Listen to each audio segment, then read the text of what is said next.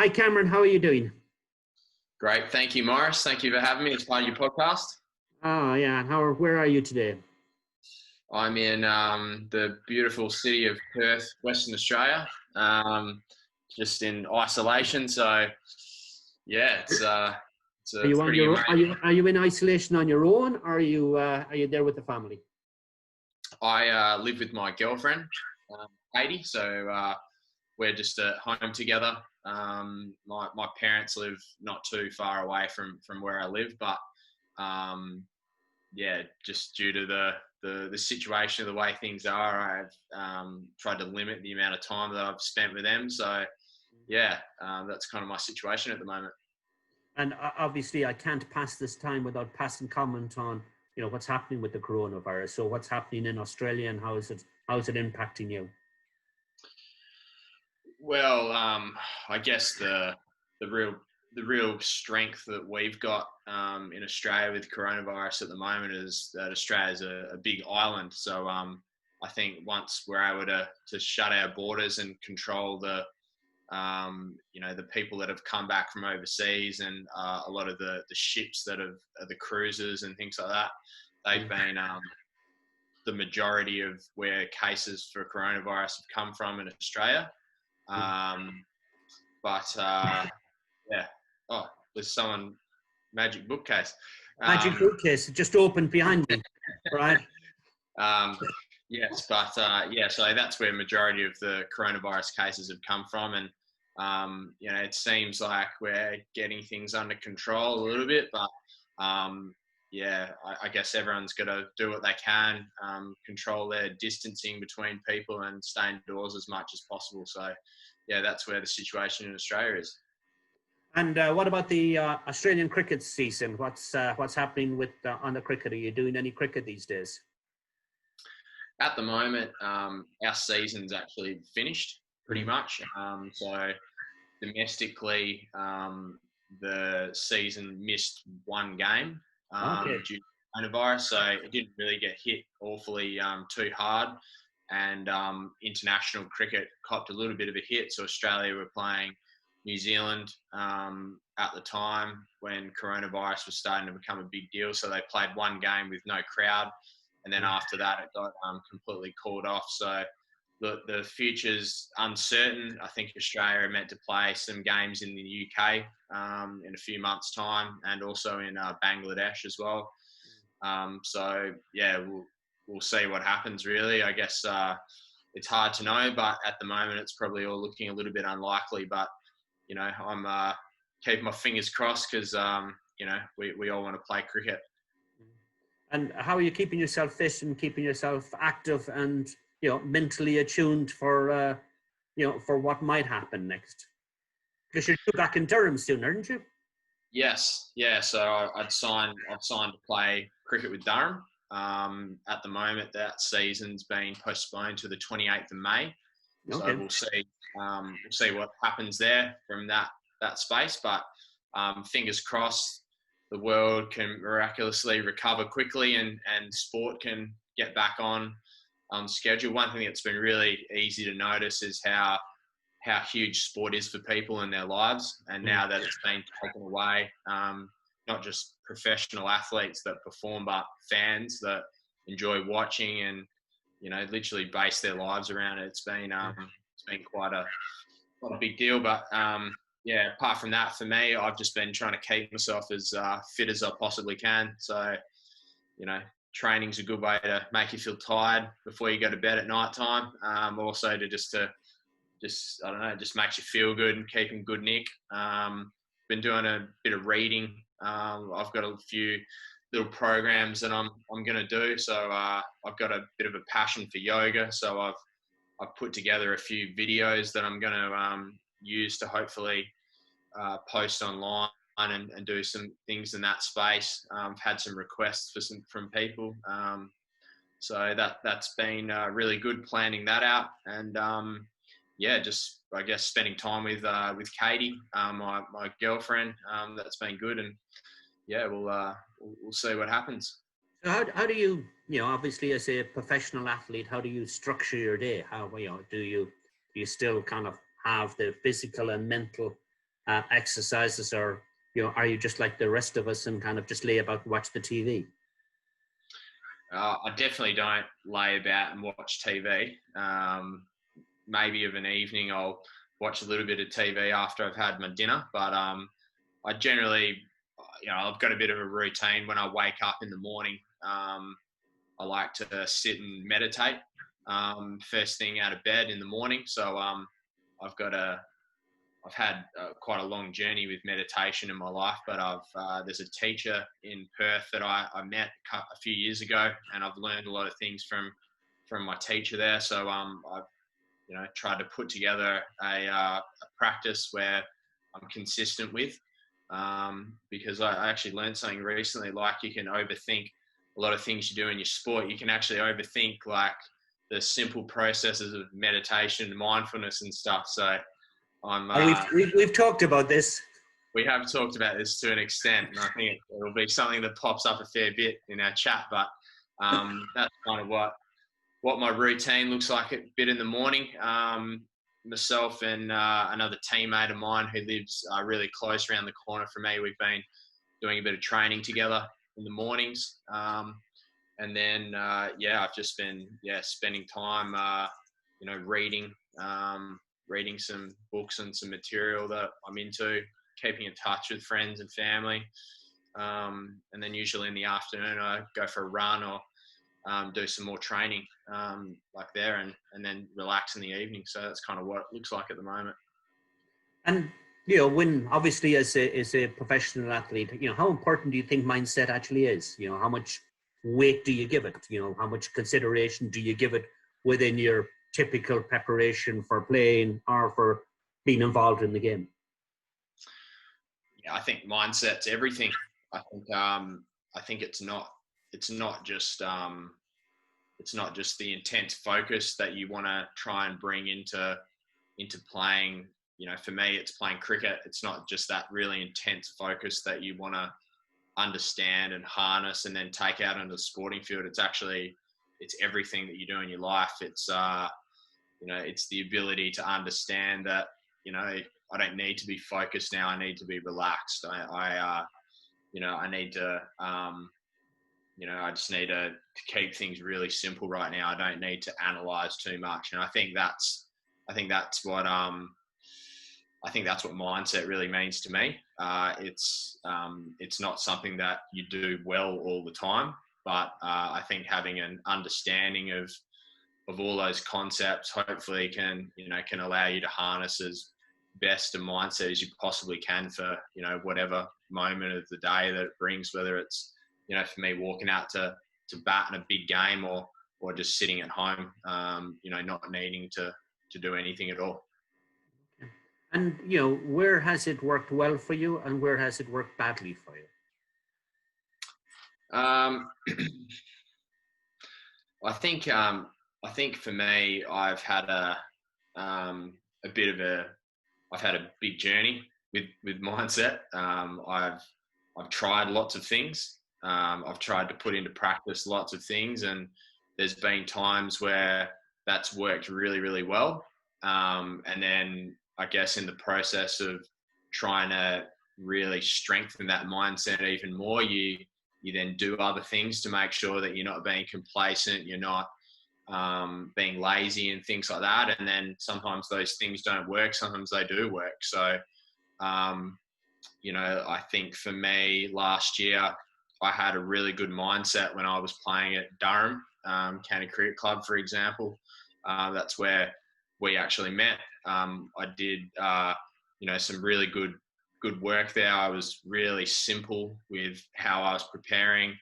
I wasn't always successful every time I went out, but I felt really, really trusted in what I was doing. And, at times I probably was really hard on myself, but I think what followed on from that really showed me how good my mindset actually was in that period of time last year. And then where it didn't work very well was probably when I then took the step up and went into the national team. And I certainly think I overcomplicated things. I tried harder. And I didn't, looking back on it now, I wish I'd actually done the complete opposite. I wish that I'd just kept doing what I was doing at Durham. And I wish that I'd walked out in, Test cricket and taken the game on much more than what I did when I was playing there. And, hindsight's a wonderful thing, but, there's two really strong examples of when my mindset was really good. And then when I probably, when I let myself down. And, we've obviously had many conversations in the pub and in many other places. But, what would be interesting for people who are listening, when we talk about mindset and when we talk about that kind of muscle memory, what that means to you, how you apply it, and why sometimes it works for you and why sometimes it doesn't work for you. Yeah. Well, muscle memory for me is literally just doing, I think highlighting the skill that you're trying to replicate and doing it over and over and over and over again. And, particularly for me, when I got dropped from the test team last year, I literally took that message on board to an absolute T.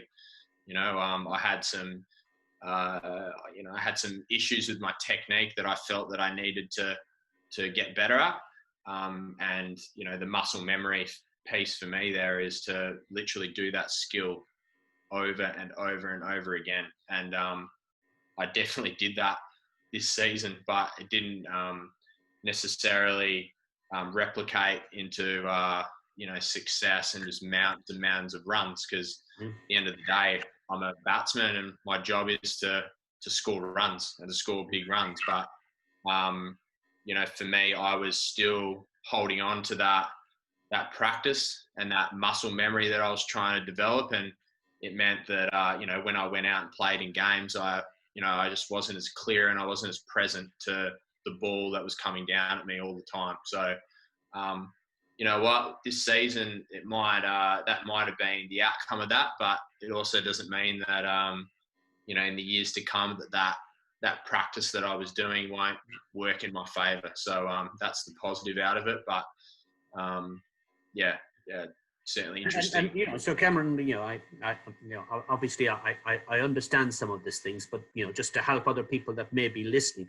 So when we talk about muscle memory, and we're not just talking about the physical aspects, either the physical preparation, we're also talking about the mental preparation, and why it is so important that your brain, which is a muscle, why we're trying to build memory into it. And I don't think I would be unfair in saying sometimes you overthink. Right? When yes. When people like me are saying stop it, right? So how does it feel, and why do you think you do that? Because I think it would be important for people to understand. And again, we've had this conversation. That failure is not the opposite to success. But failure is part of the success journey, and it would be important that people kind of get some learnings from your journey as to why that memory, muscle, mindset sometimes just doesn't work for you. I think for me, being really honest, I think it's something that's quite subconscious to me. I think it's something that I've done for a long period of time. And, I'll be really honest, since we've met and done a lot of work together, I think I've, understood a lot. I don't think you completely understand, but I think I've certainly been able to analyze myself a little bit in a way that I hadn't done before. And, that's been a little bit frustrating at times. But I think that's all part of the learning process. And, I'd be lying if I didn't say that, sometimes I just strive to be perfect, for perfection, to be able to find that really clear, mindset that's going to work every single time. But, the truth is that perfection doesn't exist, but, that the excellence that you strive for, that does. So, that's been something that I've had to understand, with myself. I think, sometimes you've got to overthink some things to realize that, to come back to the beginning to go that, oh, where I was actually, where I was meant to be before. But, hopefully the more wisdom that you accumulate as a person, the times where you overthink to where you're just completely present and trusting what you're doing, hopefully the gap between those two becomes closer and closer. Yeah, and I think that, for somebody who's worked with you, you're unbelievably committed. You're a phenomenal trainer. You're willing to learn, sometimes to learn too many things too quickly, right, in a short space of time, but you're willing to learn. You have a fantastic desire. Do you think that, and a lot of people are very similar to that. Do you think that kind of one of the challenges is just to relax into who you are, just to trust yourself more, just to rely upon what the work that you've done, rather than continuing to try and practice, push, work harder when you're in that zone? Yeah, I completely agree. And, I had a pretty humbling event happen to me about, 3 or 4 weeks ago, where I lost my team. I lost my spot in the Western Australian state team here in WA. And, I reckon it wasn't until that moment where I'd lost my place in the team that, a lot of the mental energy and physical energy that I'd been exerting for a long period of time, trust me, with a really good intention at heart, the intention for me to get better, it literally just all crashed down on me. I felt really tired, and I guess everything became really strong reality that I'd done all this really hard work, but it hadn't worked in a way as well. And, so yeah, I think that was that was really strong. But yeah. And you most people will know you, right? And so, the journey that you've taken and some of the events that have actually occurred. And I don't want to play back through those events, but I think that the important thing is, what is the learning? So what have you learned from those events? If you were talking to a group of people and you were saying to them, it's been it's been a difficult journey. You've had the media on you. You've had the losses, you've had the shame, the embarrassment, all of that stuff, right, heaped upon you. And, some of it I know continues today, right? But, what would be the learnings in your reflection, and what would you teach other people when you say, this has been my experience, this has been my learning? I hope very few people get the opportunity of repeating it, but, this is what I would take out, and this is what I would share with you. Yeah. Well, I think a big moral of what happened in that time was this idea that, you need to be true to yourself. That was something that I found really, really powerful learning curve.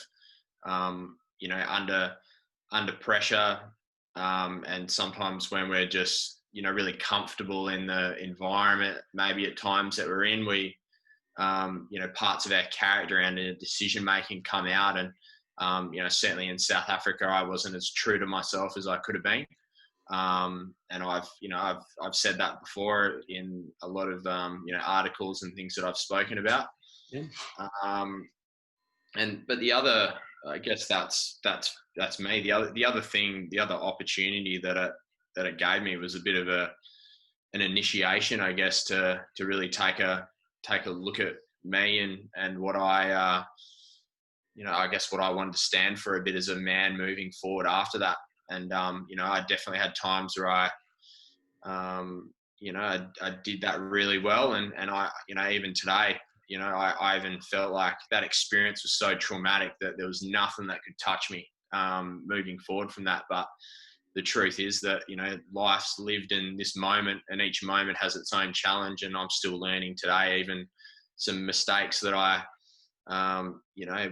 within myself and my character, there's even times today where I catch myself going that, that's not what I want to be. But, yeah, it was traumatic, but I think you got to go through experiences like that to become better. And it was public. Yep, it was humiliating. Yep, I was embarrassed at times. Yeah, I sat in my room and I sulked for a bit about where I was and everything like that. But you know, I wouldn't be the person I am today. And you know, I guess you can't dwell on all the negatives. You got to, you know, turn it into your favour, and that's what I've tried to do. And you've done that very well. And you know, I can talk to that from a personal experience point of view. You know, on the reflections that you've had, you know, the analysis that you've actually done, the way that you've diagnosed what occurred, why it occurred, you know, the responsibilities that you took, and the personal ownership that you took, and your willingness to kind of build forward from there. You know, and I would say that's kind of a fantastic achievement. You know, and I think that, you know, sometimes, you know, we look at the problem rather than, you know, what the outcome is. And the outcome is, you know, I think you're a great human being, and that talks from, again, personal experience of having actually met you. And, you know, as I've said to you many times, you're a learning machine. You just want to learn. Sometimes you just want to learn too much, right? And that's kind of the conversations that we have sometimes. What's next for you? Well, at the moment, I'm sort of hopeful that the county cricket season can get underway and I can get on a flight to the UK and play some cricket for Durham. Buy me a pint. I will buy you many pints, Maurice, definitely. So, yeah, that's sort of on my radar there. Apart from that, I'll literally just be in Perth, keeping myself fit, hopefully just, you know, relaxing as much as I can, having some routines in place. I know in times like this, can be really difficult to, you know, to be in control and to, you know, everyone loses their routine and things that they like to do and stuff. But, you know, having to put together a routine for the situation that you're in is important. So I've done my best to make sure that I keep that normality and yeah, hopefully just prepare for, you know, when my time back to cricket begins again, and hopefully it's sooner rather than later. I'm sure it will. I'm sure it will, and I'm sure that, you know, both I and people who are listening will wish you every success. You know, I have no doubt that you'll be back in the Australian team. I have no doubt that you'll have an impact upon the Australian team. You know, I have no doubt that you've learned from the experiences that you've been through. You know, I can personally testify to the amount of work that you put in order to, you know, to learn from that and to grow from that, both as a cricketer and as a human being. So I thank you for joining us today and sharing with us your thoughts and your ideas, your honesty, and your ambitions for the future. So, Cameron, thank you very much. It's been a pleasure. I look forward to talking to you soon. Thanks, Maurice. Appreciate it, mate. No problem.